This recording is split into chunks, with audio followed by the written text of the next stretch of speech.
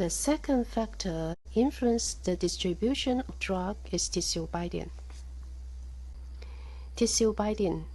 Many drugs accumulate in tissue at higher concentration than those in extracellular fluid and blood. For example, during long-term administration of anti-malaria agent quinine, the concentration of the drug in the liver may be several thousandfold higher than that in the blood. Such accumulation may be a result of active transport, or more commonly, binding.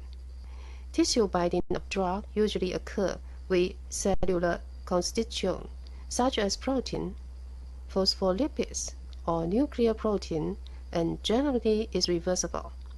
Here is quinine concentration. The ratio of blood to liver is 1 to several thousand because of tissue binding. Tissue binding have three characteristics. 1.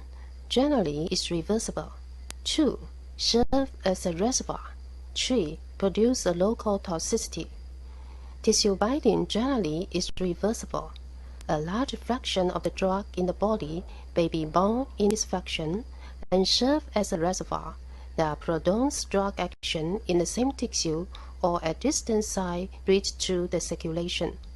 Such tissue binding and accumulation also can be produce a local toxicity.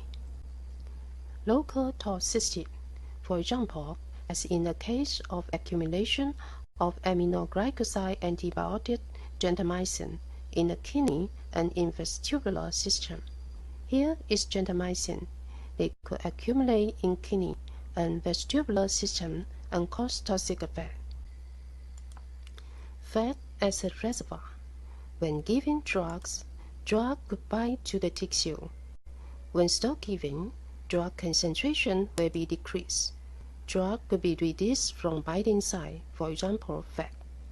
Many lipid-soluble drugs are stopped by physical solution in a neutral fat.